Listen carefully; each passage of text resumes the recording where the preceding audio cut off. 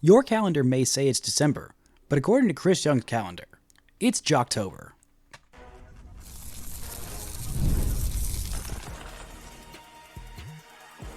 You are Locked On Rangers, your daily Texas Rangers podcast, part of the Locked On Podcast Network, your team every day.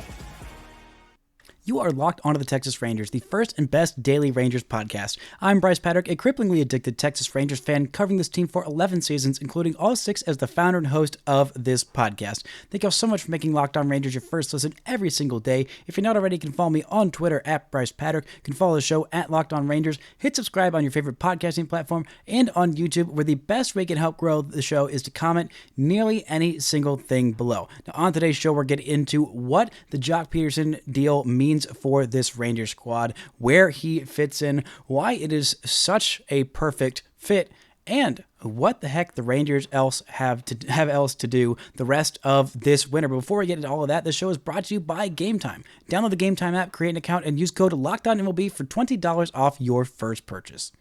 Now, I was fast asleep in my bed last night after the Nathaniel Lowe trade, did an episode about that, picked up my brother at the airport late at night, went to bed around 12:30, 1-ish in the morning, and thought, okay, maybe we're finally done with all the Rangers moves until after Christmas. My family's in town, and, maybe I'll get to spend some time with them and not have to worry about Chris Young going sicko mode and making a bunch of cool signings and transactions and stuff during the holidays. Nope. That is not the case, because when I woke up at around 8 a.m., I saw I was 4 hours late to the news that Joc Pederson is a Texas Ranger, or will be after the medical examination and all of that good stuff that goes along with making those signings official. Joc Pederson signing a 2-year, $37 million deal with the Texas Rangers. He has an opt-out after year 1 that if he rakes, he probably will be exercising that opt-out. But on last night's show, I talked about how the Nathaniel Lowe trade, while it seemed a little head-scratching at first, kind of cleared the way for Jake Burger to be the everyday first baseman, but the Rangers would have a hole in their lineup with Nathaniel Lowe's at-bats going out the door to the Washington Nationals. Though they got a quality reliever in that deal. You can hear my thoughts on that deal if you go and check out the episode before this, but I thought, okay, this seems like a little bit of a salary dump move, getting a reliever who is going to be making the league minimum or thereabouts in 2025. Surely that's clearing up the Rangers' cap book, room, whatever, their checkbook for some bigger checks for some other hitters, because the Rangers go into 2025 with their DH spot being filled by Josh Smith and Ezekiel Duran in some kind of combination. That's not the best use of what the Rangers are trying to do in 2025. If you have a theoretically healthy Jacob deGrom for a full season, and hopefully a healthy Nate Eovaldi, and maybe even a healthy Kumar Rocker or some combination of whoever else is in that starting rotation, especially mainly deGrom. If you get a healthy deGrom, you have to go all in for that year. Plus, you still have peak Corey Seager, you still have peak Marcus Semien, all those guys making a whole bunch of money. This competitive window is wide open, and being a little cheap because you want to dump a first baseman who's making $10 million, it seems a little much. That's not the way to do it. That's not the way to compete for a championship in 2025, especially when the window is this open, especially when everybody else in the AL West is either falling off or staying in a state of disarray. The Rangers couldn't afford to have a spot in their lineup, especially their DH spot occupied by, no offense to world champion Robbie Grossman, but Robbie Grossman was the Rangers' main DH last year, splitting time between him and Travis Jankowski. Travis Jankowski with a 508 OPS. Robbie Grossman with a 698 OPS. Now, insert Joc Pederson. What is Joc Pederson? Who is Joc Pederson? What does Joc Pederson do? Well, first and foremost, Joc can rake. Joc absolutely hits the tarnation out of the baseball, specifically right-handed pitchers. He's coming off of one of the best seasons, if not the best season of his career. 23 home runs, not a career high. That was 36 back in 2019, where he was playing a lot more games than he did this year. 132 games as strictly a DH. 908 OPS, 393 on base percentage, 515 slugging percentage. That 819 or that 908 OPS is a career high. He has not done that ever before. The 393 on base percentage, that is by a wide margin a career best. He does have a good on base percentage for his career, 342. Has slugged over 500 a couple times in his career. The 515 slugging percentage is not a career high, but this guy absolutely obliterated right-handed pitching last year and was okay, honestly, against lefties last year. Not great, but not terrible. He had 52 plate appearances against lefties last year. Let's see. Actually, that was a different year. Hold on. I got all my different Joc splits up in these different seasons. Give me just 1 second. There we go. 923 OPS against right-handed pitching. 749 against lefties in the 2024 season. Not bad. Not amazing, but not bad at all, especially when you've got that 405 OBP. I mean, the batting average was down, but he still could hit some home runs, or excuse me, one singular home run in those 42 plate appearances against lefties. But for his career, has not hit lefties well. I talked with Miller Thomas, host of Locked On Diamondbacks, about what should Rangers fans know about Joc Pederson, and he said that, he could hit lefties. Despite the platoons, despite Torey Lovullo being very, very strict with his platoons. Same with Randal Grichuk, a guy who I thought the Rangers would definitely at least kick the tires on if they weren't going to go the Joc Pederson route. I thought that Grichuk would make sense, place him in right field, move Adolis to more of a DH role. And Grichuk absolutely crushed lefties and hit pretty well against righties too, but he was pretty strictly platooned. The Diamondbacks were pretty strict in their platoons. He said, Millard also said that Joc is going to be everyone's favorite player and a one-year wonder, thinking that he is probably going to opt out after this year if he has yet another great year. But Pederson absolutely bangs. He can smack the crap out of the baseball, and he'll slot right into the middle of this lineup. I feel very confident that he is going to hit probably no lower than fourth in this order. Maybe you have him hit third.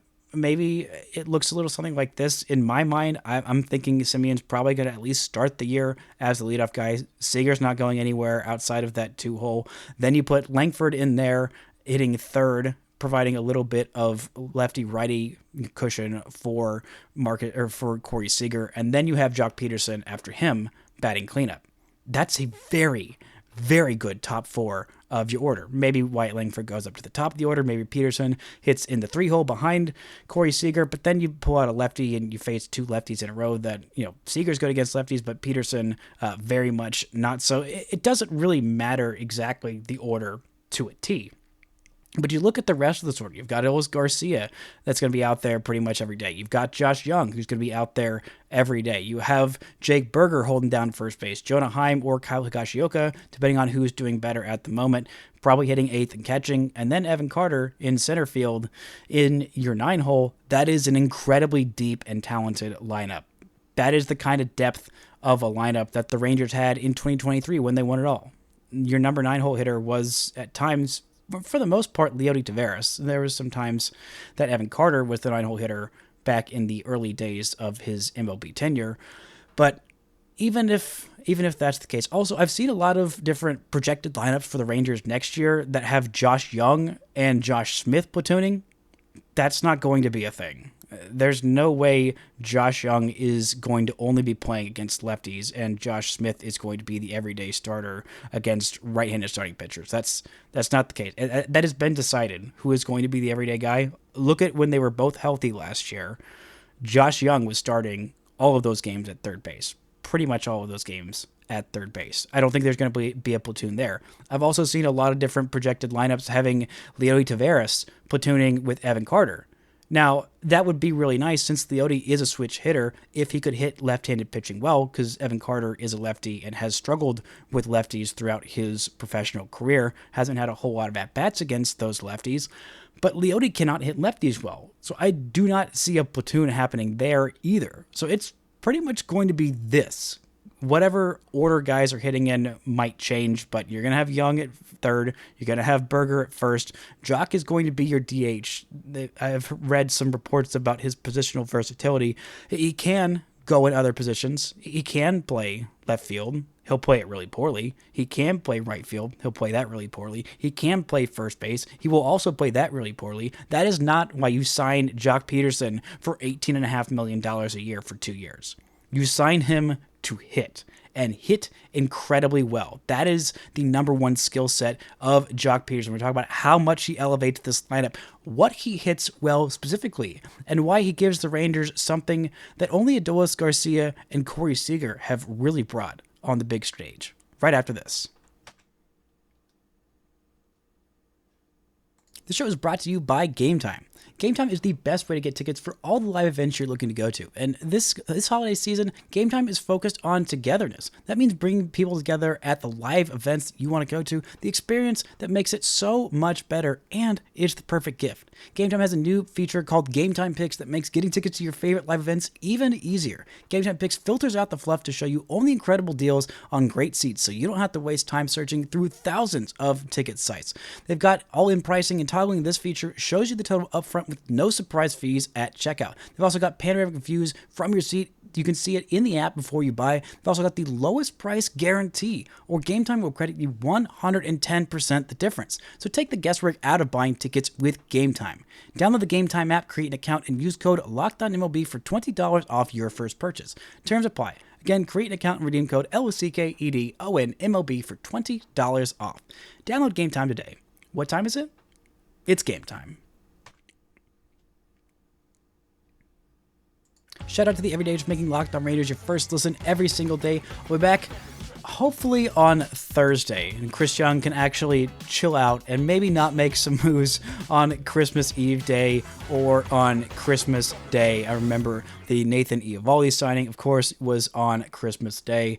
Chris Young, go spend some time with your family. Maybe wait till Thursday. You can wait till about 10 a.m. Maybe you don't have to do another deal at 4 a.m., sign Kirby Yates or whatever else. We'll talk about what's left for the offseason in the third segment. But on this segment, let's talk about Joctober, a real phenomenon, an actual month in the baseball calendar. It is also to the lay people known as October, but it has been just regular October in baseball for the last 3 years. Since 2021, that was the last time that we had a taste of Joctober. What am I talking about? I'm talking about Joc Pederson, the one, the only, the man, the myth, the legend, the incredible playoff hitter, a guy with so much playoff experience who has been to not just one, not just two, not three, but 4 different World Series. He's even won 2 of them.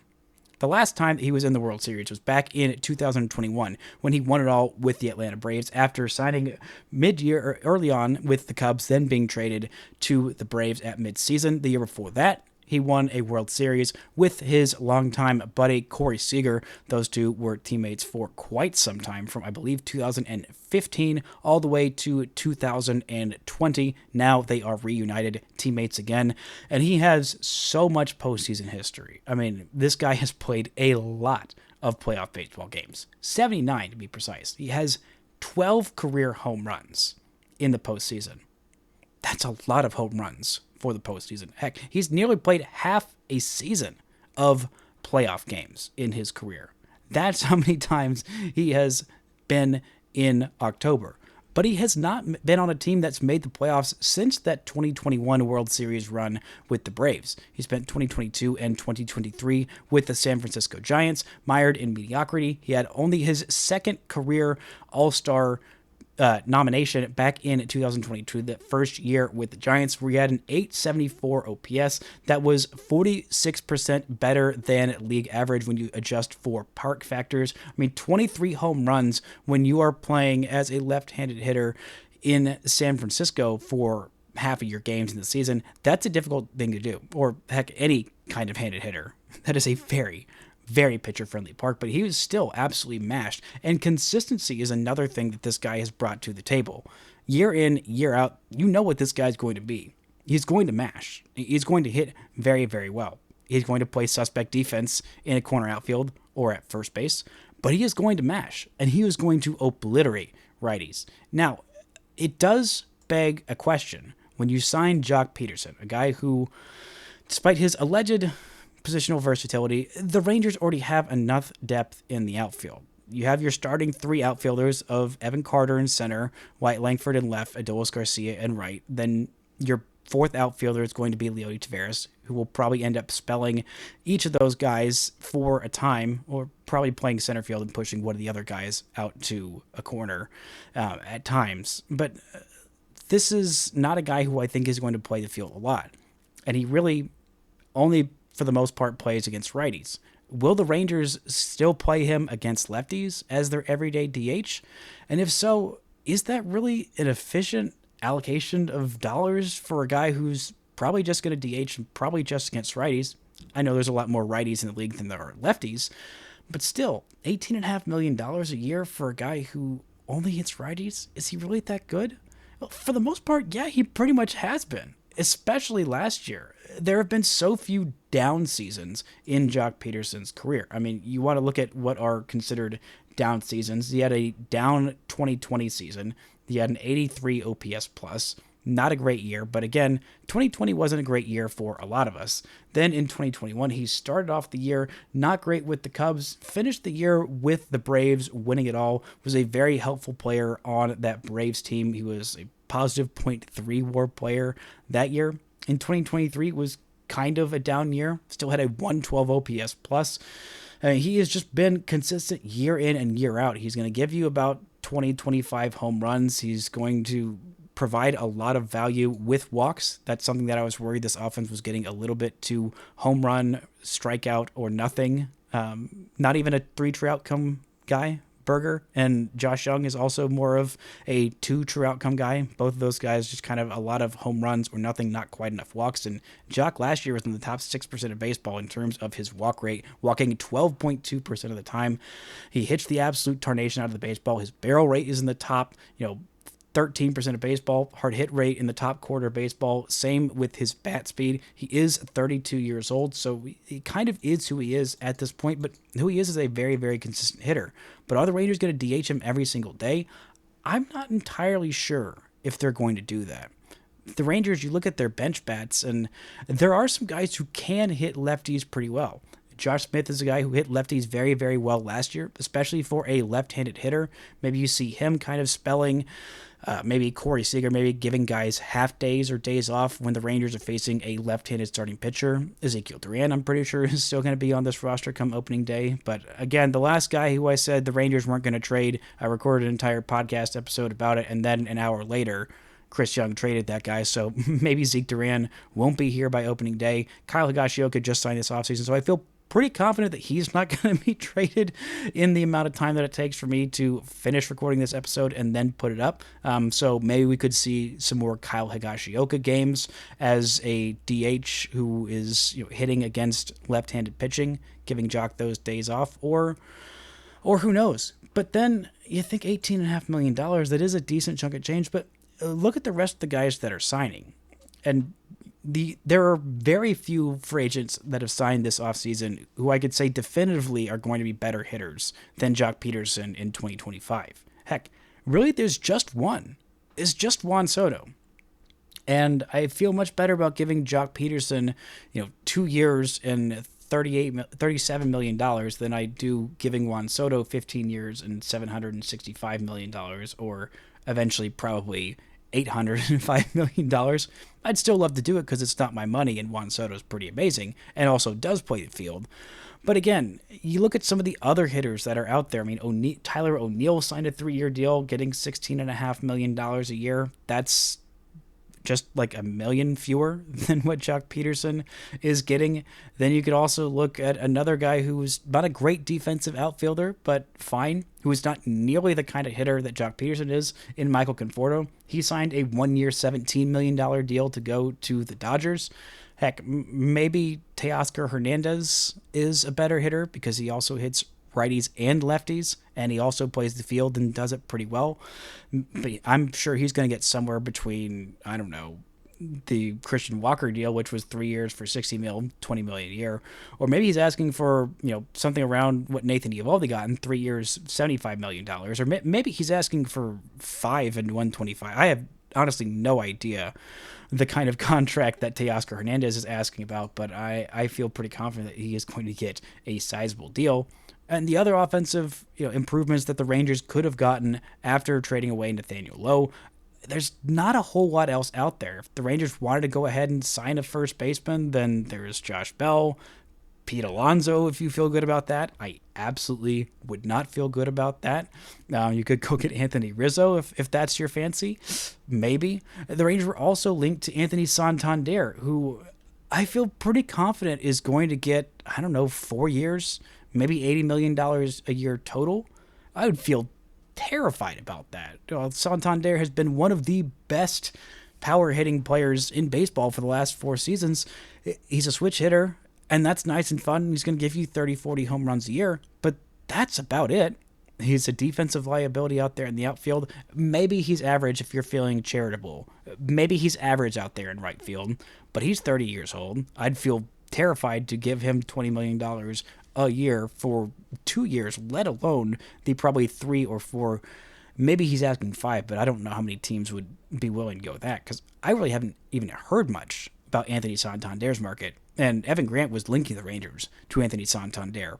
Maybe as a bit of a leverage play of saying, okay, Joc, we don't have to go and sign you. We've got this deal on the table. Take it or leave it. But I still feel pretty confident about what Joc Pederson brings this team offensively. Now, let's look at where this lineup can get back to, what kind of heights they can achieve, and why Joc Pederson signing might unlock something, might be a precursor that the Rangers feel pretty darn good about what Jake Burger can give them next season that he hasn't given any team before. Right after this.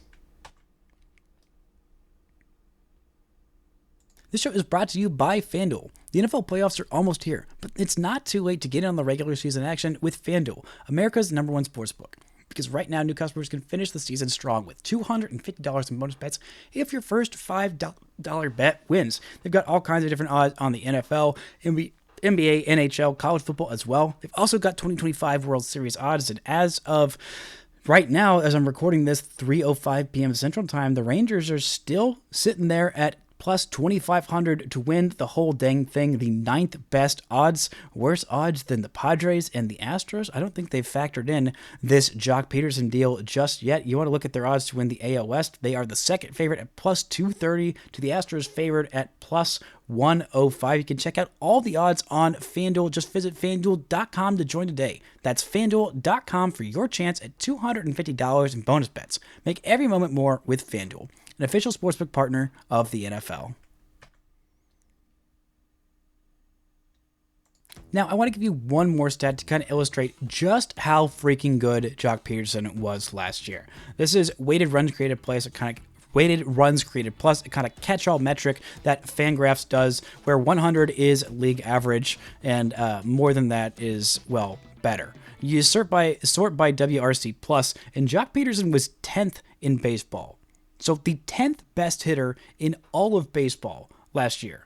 I'm gonna list off the guys who are better than him: Aaron Judge, Shohei Ohtani, Juan Soto, Yordan Alvarez, Bobby Witt Jr., Vladimir Guerrero Jr., Brent Rooker, Gunnar Henderson, and Marcell Ozuna. That's it.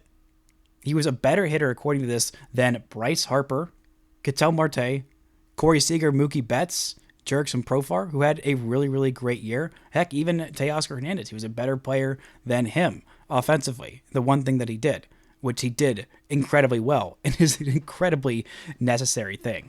He mashes right-handed pitching. He absolutely mashes against fastballs. 2 things that the Rangers did not do well last year, and 2 things that their new hitters do.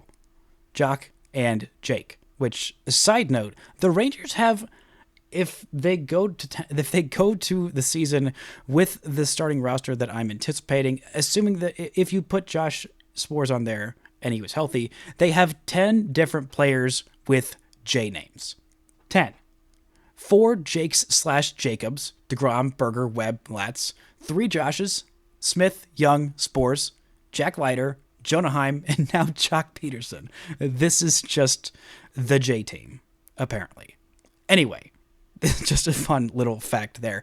But I don't think Joc is going to play a whole lot of the field, and I think that the Rangers making this trade for Jake Burger, which was the precursor to the Rangers moving Nathaniel Lowe, which they didn't have to do, but they only did, I think, when they knew for sure that they were going to get Joc Pederson. But I think the Rangers, not only moving on from Nathaniel Lowe, who was a good, valuable player. I talked a lot about that on the trade episode last night that I did, that, Nathaniel Lowe is a really good player. But I think the Rangers feel confident they're going to get something else out of Jake Burger that Jake Burger hasn't gotten out of himself, or the other teams that he's been on haven't gotten out of him just yet. Because the two teams that he's played his major league career with, it's not that long a major league career. I mean, he debuted in 2021, played a little bit that season, a little bit in 2022, but really has only been an everyday player for the last couple seasons. And the two teams that he played for, Chicago White Sox and the Miami Marlins, not exactly the best developmental teams. The Rangers feel very confident in their hitting coaching staff, and I think they see something else they can get out of Jake Burger. I mean, he has been a guy who just does not walk basically at all. Bottom 15 percentile of walk rate last year. He was also, bottom quarter of the league in terms of strikeout rate. He was chasing a lot. He was swinging and missing a lot. He has really good bat speed, and he hits the absolute tarnation out of the baseball whenever he makes contact. But I think if they can tweak his swing decisions just a little bit, then there's a new gear for Jake Burger to unlock. That raw power is always there and always on display, or has been so far in his big league career. But I think that they think there's just that little bit more they can get out of Jake Burger. And even if they don't, this is still a guy that is pretty comfortably going to give you at least 30 home runs every single year. And they've got him for 4 more seasons. But this Rangers offense looks incredibly deep and talented. Joc Pederson gives them another just dynamite bat, a guy who I think is going to be 30 to 50% better than league average with the bat. Another superstar caliber hitter, of which they only really have one on this roster in Corey Seager, that I feel very confident is going to be at least 40, 50% better than the league average hitter next year. Maybe Wyatt Langford is that. I think eventually Wyatt Langford is that. Whether he does that in year 2 or it's year 3 as a big leaguer, who knows? But he's definitely got that kind of ceiling in him. But when you look all the way up and down this lineup, it is that depth and a little bit more star power than they had in 2023. Because Adolis Garcia, I think, definitely has that potential to be, the kind of hitter who can carry an offense for a month or so, or heck, even an entire postseason, as we saw in 2023.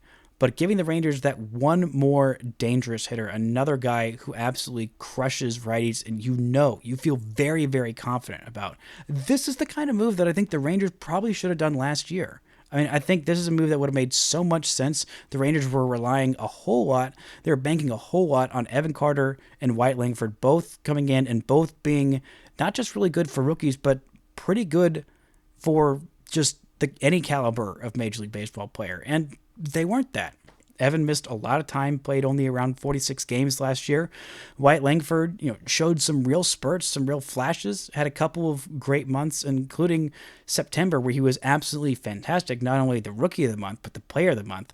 But it felt like they just needed about one more bat to be more sure that they were going to, have at least a pretty good lineup. And I don't think they could have expected the kind of regression they got from basically everybody across the board. Heck, even Seager and Semien, guys who I felt very confident were going to be, about maybe not quite 2023 versions of themselves, but at least, pretty comfortably all-stars. And neither of them really were that in the first half. Seager was, after he got, fully healthy from his injury, but they just needed a little bit more assurance in that lineup. And if you do get the bounce back from the other guys in your lineup that, kind of disappointed last year in Garcia, in Heim, in Young, in Evan Carter, if you do get them bouncing back to what the back of their baseball card says they can do, that is an incredibly dangerous lineup, if not the best lineup or deepest lineup in baseball. The Rangers might not have 3 or 4 MVPs in there, but still, it is an incredibly deep and talented lineup. But they still have more work to do this offseason.